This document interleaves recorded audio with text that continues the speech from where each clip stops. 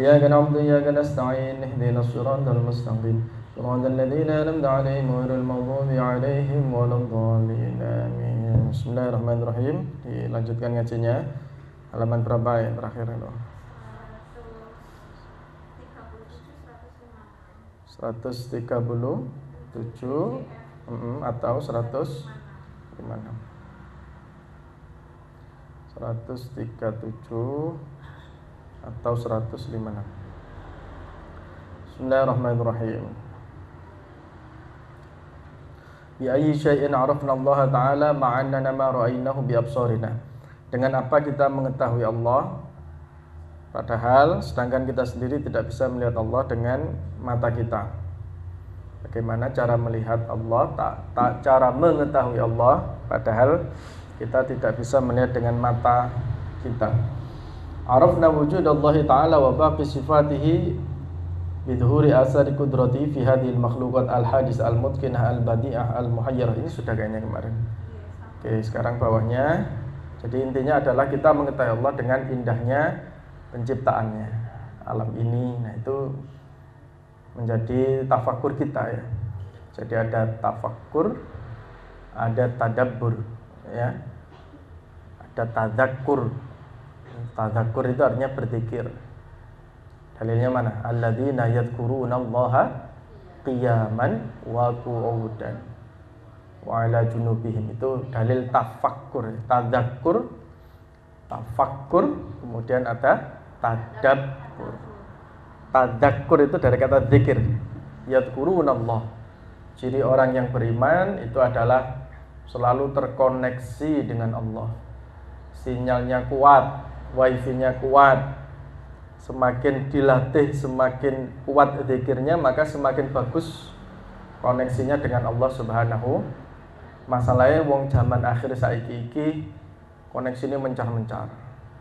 Mikir iki, sehingga kita fokus kepada Allah itu semakin susah kalau tidak terlatih, terbiasa untuk mikirin urusan dunia. Bahkan sholat pun urusan duniawiyah masuk ke dalam sholat. Akhirnya sholatnya tidak khusyuk, wangel ya. Karena itu tadi kita belum terbiasa untuk tadzakur. Di situ diterangkan dalam berbagai kondisi, qiyaman wa qu'udan, baik berdiri maupun duduk. Pokoknya dalam segala tingkah itu kita berusaha berupaya untuk selalu terkoneksi dengan Allah.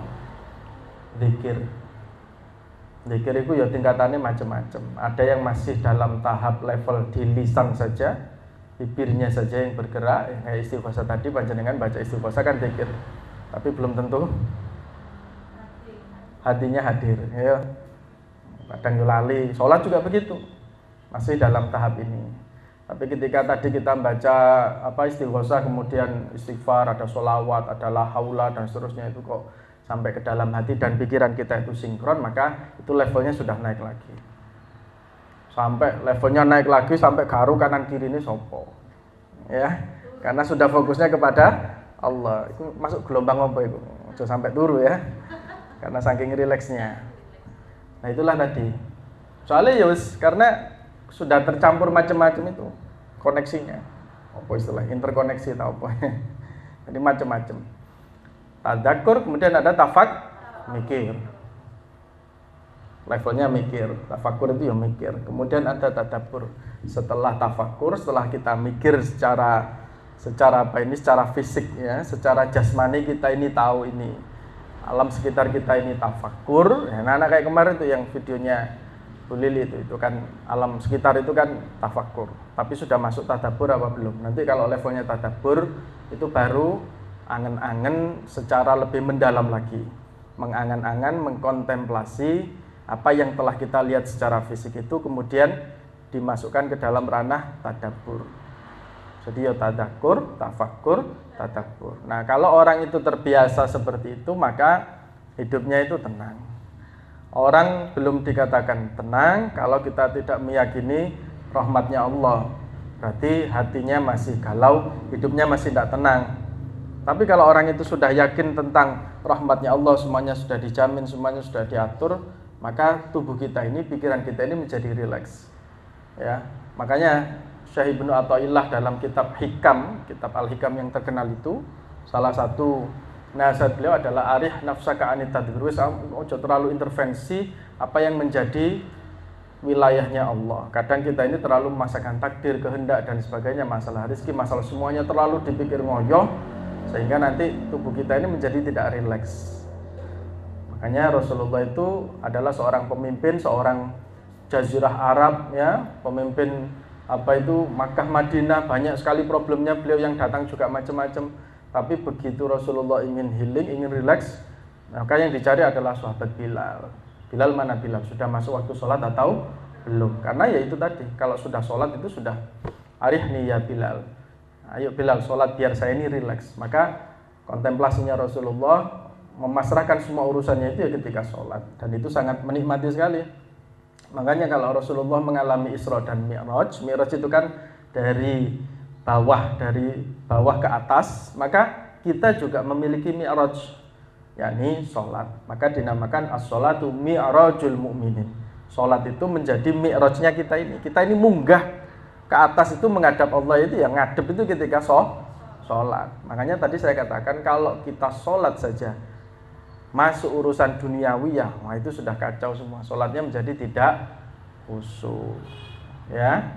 Nah, ada ada tadzakur, kemudian ada tafakur, ada tadabbur. Jadi kita melihat Allah itu tidak dengan mata kepala kita, tapi dengan mentadabburi, mentafakuri, mentadzakuri semua ciptaan Allah yang ada di bumi ini. Oke, lanjut. Hal lihadhil mas'alah nazirun fil makhluqat. Apakah ada analogi yang bisa digambarkan dalam diri makhluk ini? Ai hal yujadu fil makhluqat syai'un natahaqqaqu wujudahu ma'anna la narahu. Ada enggak analogi yang lebih gamblang mungkin yang memantapkan ya keberadaan suatu makhluk sedangkan kita ini tidak pernah melihatnya? Naam, wa dzalika karuh, seperti ruh. Ruh itu fa inna nahkumu biwujudihi. Kita menghukumi bahwa ruh itu ada, wa illam nahudha bisyuhudiha, walaupun kita tidak bisa melihatnya. Ruh itu kan ada tapi tidak bisa dilihat. Sama dengan perkara-perkara gaib seperti jin. Jin itu adalah zat yang halus tapi tidak terlihat. Sama dengan malaikat, sama dengan setan, itu semuanya adalah perkara gaib yang harus kita imani tapi tidak bisa kita lihat dengan mata kepala, tapi wajib kita yakini keberadaannya. Nah, tadi malam saya baca bukunya Pak Qurasyab itu tahun 99. Saya lihat beliau menulis itu. Ada serinya, seri tentang bahas jin, seri bahas tentang malaikat. Kemudian ada bukunya tipis kok, membahas tentang setan, membahas tentang tematik. Ada beliau itu. Beliau itu nulisnya tahun 99. Sudah membahas secara detail. Bahkan Kanjeng Nabi saja, Nabi Muhammad SAW itu dalam hadis dikatakan beliau itu selama hidupnya melihat malaikat Jibril itu hanya 2 kali. Dalam wujud asli. Bahkan ada keterangan yang mengatakan malaikat Jibril itu memiliki 600 sayap berwarna hijau. Setiap sayapnya itu ada mutiara-mutiara yang indah. Ada yang pendapat seperti itu. Ada kalanya malaikat Jibril itu menghadap atau bertemu dengan Rasulullah dalam rupa manusia. Contohnya seperti hadis yang terkenal itu dalam Arba'in Nawawi. Ketika Rasulullah duduk-duduk bersama sahabat, ittala alaina rajulun bayadus saubi, ya, tiba-tiba ada datang orang bajunya putih, kemudian rambutnya agak panjang, warnanya hitam, kemudian tidak ada yang tahu dari mana datangnya, tiba-tiba duduk. Fasalani anil Islam, dia bertanya tentang apa itu Islam, iman, kemudian ciri-ciri hari akhir, qada dan qadar, tentang apa itu ihsan. Para sahabat ya duduk mendengarkan. Kemudian setelah itu dia pergi, ya. Ketika Rasulullah jawab, kok sahabat itu aneh, ini tanya kok dia yang membenarkan sendiri gitu kan. Kemudian Rasulullah mengatakan itu adalah malaikat Jibril atakum li'alimukum ad-din. Itu adalah malaikat Jibril yang datang kepada kalian semua untuk mengajarkan agama kalian semuanya, yakni agama Islam. Jadi seperti itu. Sama seperti ruh. Orang kalau mati apakah semuanya terhenti? Tidak. Yang mati hanya jasadnya saja, jasad kita. Tapi ruh apakah mati? Tidak. Ruh selamanya tidak akan mati. Itu yang harus dicatat. Jadi sebenarnya orang yang mati itu dia adalah orang yang hidup, cuma pindah alam. Kalau orang itu orang mukmin, orang yang soleh, Maka dia ditempatkan di sebuah tempat namanya alam barzakh. Alam barzakh ini alam transit. Ini keyakinan Ahlus Sunnah wal Jamaah. Allah menghendaki beberapa orang soleh yang dikehendaki, ruhnya ini bisa kemana-mana, bisa ke sana kemari. Nek ana keluargane sing kangelan nanti dibantu mbuh ya apa carane dalam wujud apa, itu wong soleh iku jek iso bantu. Tapi kalau ruhnya orang-orang yang pendosa, orang-orang fasik, orang-orang kafir, tidak bisa kemana-mana, di penjara, di kerangkeng, ya dinding alam kubur itu disiksa. Paham? Nah, itu ruh itu selamanya hidup, cuma pindah alam. Makanya di dalam Al-Quran sebenarnya kita ini matu, kita ini sedang mati semuanya. Karena kita tidak sadar. Nanti kalau kita mati, baru intabahu, baru kita tersadar. Baru nanti ditampakkan semua hijab-hijabnya. Ini loh, neraka, ini surga, ini nanti seperti ini, ketok gitu loh. Jadi kehidupan yang hakiki itu adalah setelah kematian. Sama seperti ruh, ya, tapi karena ini adalah ranah yang tidak diketahui, bahkan Nabi sendiri ketika ditanya wa yas'alunaka 'anir ruh, mereka bertanya kepadamu wahai Muhammad tentang ruh. Jawabannya Nabi Muhammad, kulir ruhu min amri rabbi. Ruh itu urusannya Tuhanku, yakni Allah. Wa ma utitum minal ilmi illa qalila. Kamu tidak diberikan pengetahuan, tidak diberikan wawasan tentang ilmu ruh illa qalila, kecuali sedikit saja. Jadi rahasia tentang alam gaib atau tentang ruh itu hanya sedikit saja. Ya, jadi yang tahu pasti itu hanya Allah. Tapi kita hanya tahu secara garis besarnya saja. Fa inna nahkumu biwujudihi. Nah, itu tadi. Kita tidak melihat bekasnya, tapi kita meyakini. Ma'ana la naroha bil absor. Kita tidak bisa melihat dengan absor, dengan pandangan kita langsung. Wala nudriku haqiqatah. Kita tidak tahu hakikatnya seperti apa. Bil afkari, dengan pikiran atau dengan rasio, dengan akal kita. Kita hanya bisa menyaksikan apa-apa yang ditimbulkan olehnya, dan itu membuat kita percaya. Begitu pula Allah. Meskipun kita tidak dapat menyaksikan langsung dengan mata kita atau merasakan hakikatnya dengan akal kita, tapi kita tetap percaya pada wujudnya. Dia, Allah itu wujud dengan semua kesempurnaan sifatnya. Kita bisa merasakan kesempurnaannya itu dalam ciptaannya. Maha suci Allah yang agung dapat disampaikan dengan lisanul hal wal maqal, dengan bahasa tingkat dan ucapan. Dah. Hal yajuzu al khawdu. Boleh enggak kita ngobrol secara mendalam? Bolehkah kita mendalami hakikat ruh dan membahas substansinya? Wal bahsu an mahiyatiyah. La yajuz, tidak boleh. Jawabannya jelas ya. Nanti bisa ODGJ nanti ya. La yajuzu dzalik, enggak boleh. Li'anal aqla qasirun, karena akal itu terbatas. Anidraki haqiqatiha, untuk mengetahui hakikatnya ruh. Fal bahsu anha idha'atu waqtin, bahas masalah ruh itu menyia-nyiakan waktu, wasting time.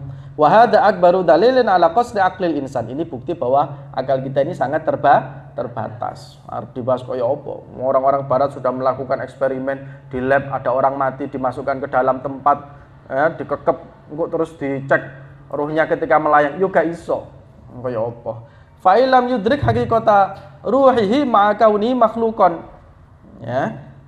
Kelemahan ini justru menjadi mana tadi? Tidak mungkin mampu menangkap makna dan hakikat ruh yang bersemayam dalam jiwa. Keberadaan ruh yang tak mampu ditangkap akal serta posisinya sebagai makhluk telah menutup semua harapan untuk mengungkap substansi penciptaannya yang tak ada bandingannya. Jadi ruh itu salah satu rahasia terbesar yang manusia itu tidak akan pernah bisa mengungkapkan rahasia atau hakikatnya, hanya Allah yang tahu. Hal tumkinu ru'yatullahi subhanahu wa ta'ala bil basar. Apakah ada kemungkinan Allah subhanahu wa ta'ala bisa dilihat dengan mata? Ru'yatullahi ta'ala bil basari mumkinatun aqlan. Menyaksikan Allah dengan mata sangat mungkin menurut penalaran akal, dan itu nanti terjadi di surga. Bagi siapa? Orang mukmin. Jadi menurut para ulama, menurut orang-orang yang soleh, nikmat terbesar di surga itu bukan dengan bidadari, tapi bisa melihat Allah, bisa bersanding dengan Rasulullah, bisa di Binarakno untuk menikmati al-haud, ya, telaga atau al-kausar dan seterusnya. Itu tadi di surga ya seperti itu. Ini sudah kita pelajari sebelum-sebelumnya ya, kenikmatan-kenikmatan surga. Ya kalau di dalam Al-Quran banyak sekali. Ya, jadi nanti dia ya digambarkan di surga itu kan gambarannya orang nanti duduk leyeh-leyeh di atas dipan, muttaqiina 'alal araiki yang turun saling melihat kondisinya, saling sambang ya, saling menjenguk, bertanya kabarnya, ini bagaimana, ini keluarganya dulu bagaimana dan seterusnya. Nanti ya ono nikmat-nikmat yang lain, buah-buahan, minum-minuman dan seterusnya. Wa waqi'atun fil jannah. Jadi melihat Allah bil basar itu nanti terjadi ketika di surga. Nah, ini bagi orang mukmin serta itu dalil naqli karena Allah itu wujud. Nah, Allah itu apa, Bu? Wujud. Setiap rumusnya, setiap perkara yang wujud dapat dilihat. Allah berfirman, wujuhu yauma idzin nadhirah ila rabbiha nadhirah. Ini surat Al-Qiyamah. Surat Qiyamah itu juz 29. Wajah-wajah orang mukmin pada hari itu berseri-seri, kepada Tuhannya lah mereka melihat. Nah, ini dalilnya, berarti nanti mereka bisa melihat Allah. Tapi sebaliknya ayat ini lanjutannya wujuhu yauma idzin basirah tadhunnu biha ayyuf'ala biha faqirah. Nah, orang-orang yang kafir itu wajahnya gelap ya, muram dan seterusnya, tidak bisa melihat kenikmatan surga. Hal isobatul aini hakun, apakah benar ada orang yang matanya bisa berpengaruh buruk pada orang lain? Nah, ini kayak ain itu ya, isobatul ain, namanya apa? Isobatul ain. Ya, ini orang tertentu, tidak semuanya. Ain itu bisa karena hasud, wa min syarri hasidin idza hasad. Hasudnya orang ketika hasud, wa min syarri hasidin. Makanya surat Al-Falaq kemudian surat An-Nas itu disebut Al-Mu'awwidzatain. Disebut surat apa?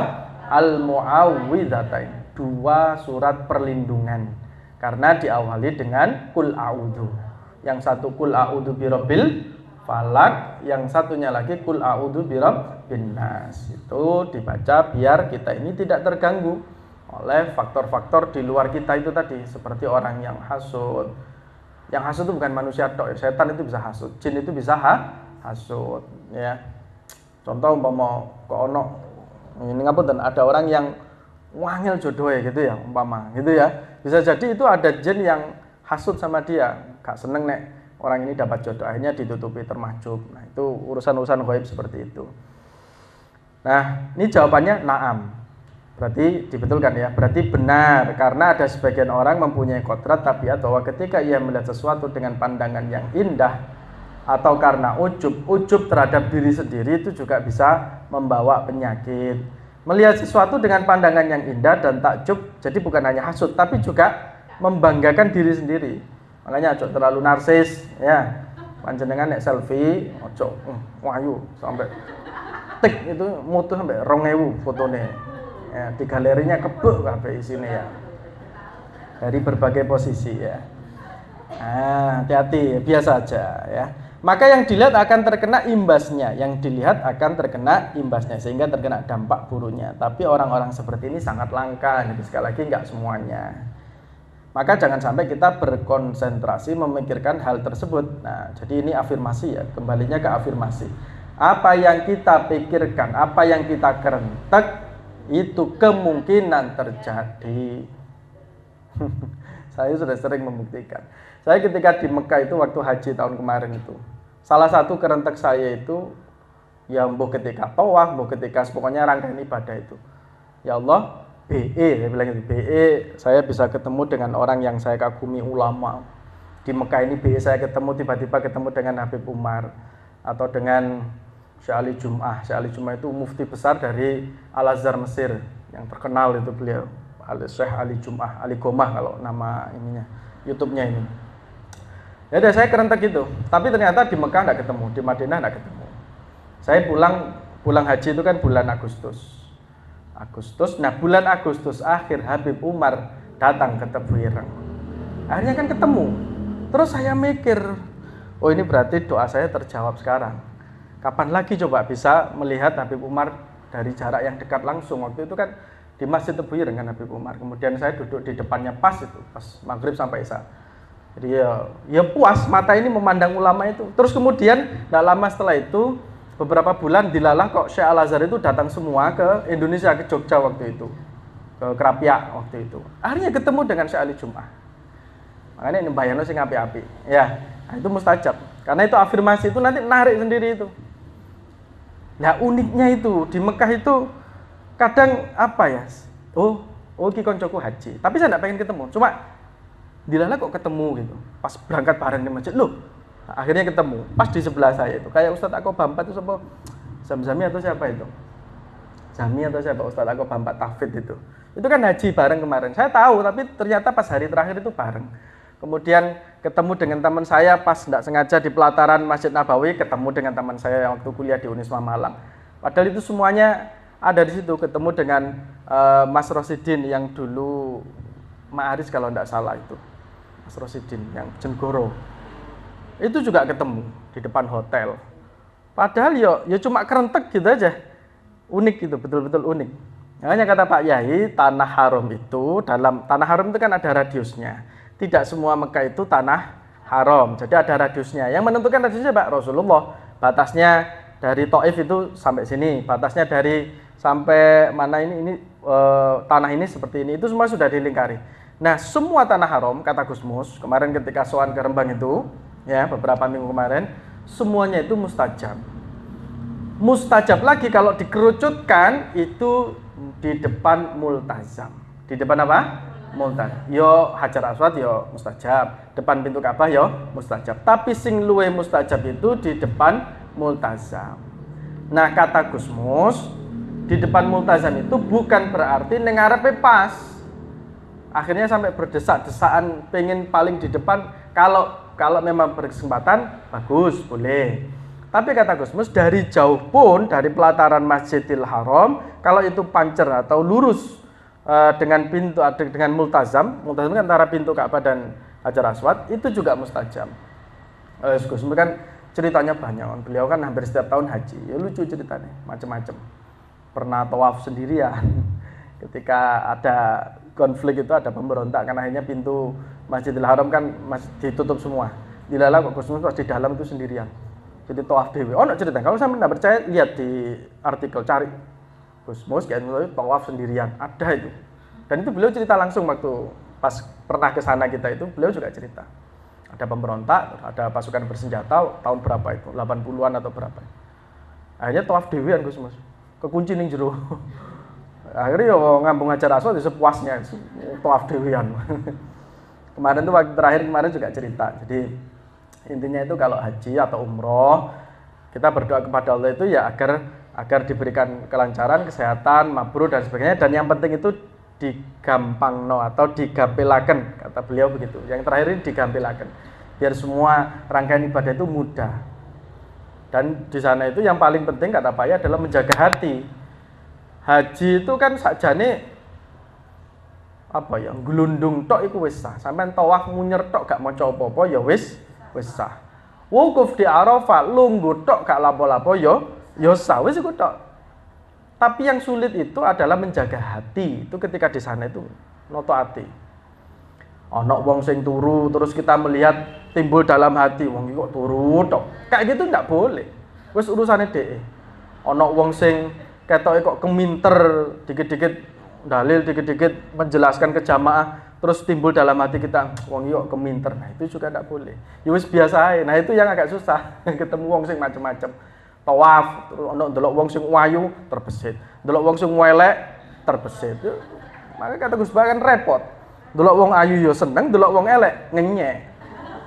Nah, susah memang ya menjaga hati itu tadi. Nah, itu kan harapannya ketika di sini pulang ke Indonesia kita itu sudah bisa manajemen kolbunya itu ya bisa ditata dengan baik. Nah, itu tadi ya. Oke, kita kembali ke Ain. Jadi itu sangat langka. Orang-orang yang punya potensi seperti itu sangat langka. Jadi afirmasi tadi, konsentrasi kita akan membawa yang positif, ya, yang positif.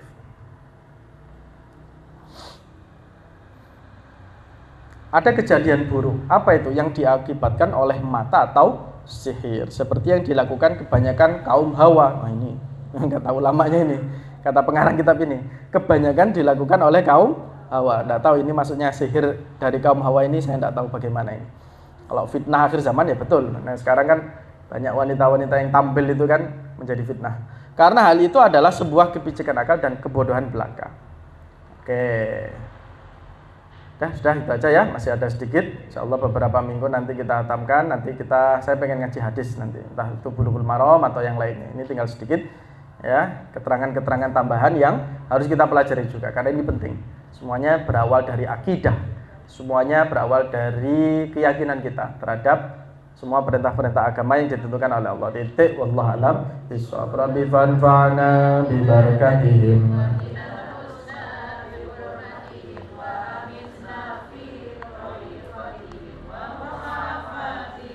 Allah shalli wa sallim daiman abada.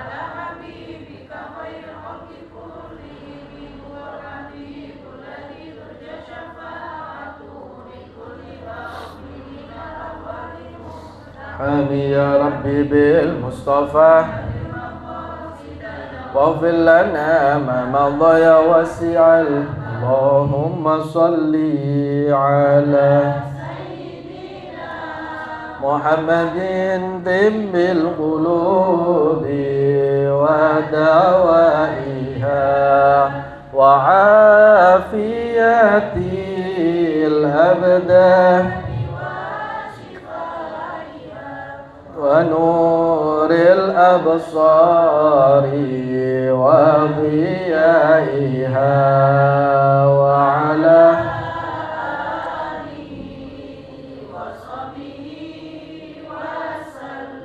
gitu saya. Bismillahirrahmanirrahim.